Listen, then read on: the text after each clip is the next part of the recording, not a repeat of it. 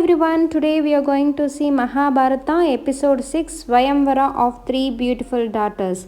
King Santanu died of his old age. Bheeshma looked after the kingdom until Chitrangada was old enough to become a king. As soon as Chitrangada became a king, he was soon killed in a battle. After that, Vichitravirya ascended the throne. Hastinapur was flourished under Vichitravirya's rule.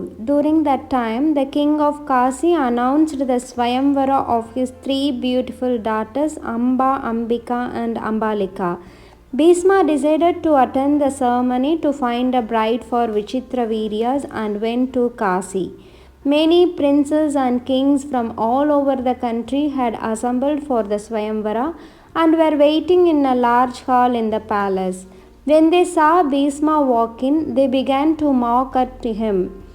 "Isn't he the same Bheeshma who took an oath to remain a bachelor for life?" said a prince. "You are right," the other replied. "Then what is he doing here? Has he broken his oath?" "Ha ha ha ha," laughed the royal gathering.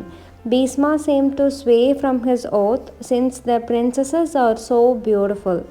These words pierced Bheeshma's ear.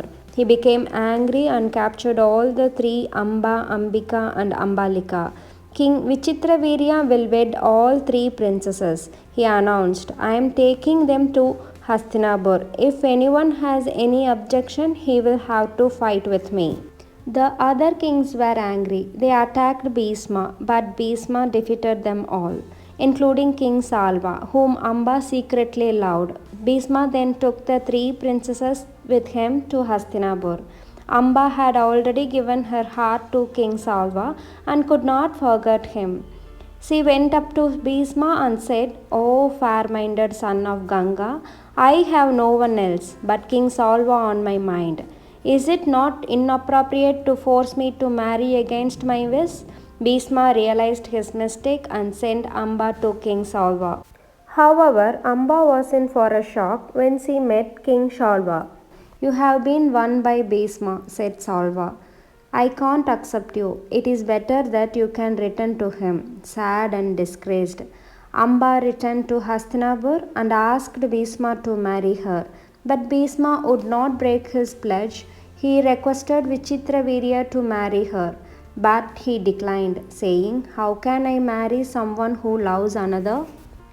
Amba was horrified. She blamed Bheeshma for having ruined her life. Swearing revenge, she left Hastinapur and went to the forest. Amba began to meditate and prayed Lord Shiva and asked for the strength to kill Bheeshma. Lord Shiva appeared. Shiva gave her a garland and said, "Whoever wears this garland will be able to kill Bheeshma." Amba went from kingdom to kingdom and warrior to warrior, asking them to challenge Bheeshma. "Just wear this garland and you can defeat Bheeshma."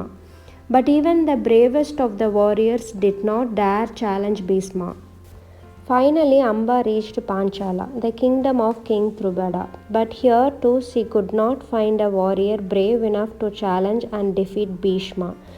Feeling frustrated, Amba threw the garland on the gates of Drupada's palace and went into the forest. Once again she went to the forest and she meditated on Lord Shiva. This time Shiva granted her a boon.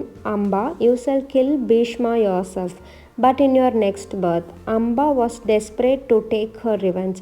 She thought, "If I am to kill Bheeshma in the next birth, then why should I live any longer in this life?" And she ended her life immediately. Later, Amba was reborn as Shigandi, King Drupada's daughter. One day she saw the garland on the palace gates and wore it. Later, Shigandi received another boon from the god and became a man who grew into a very intelligent and brave. Shigandi was known as the strange warrior who always wore a garland.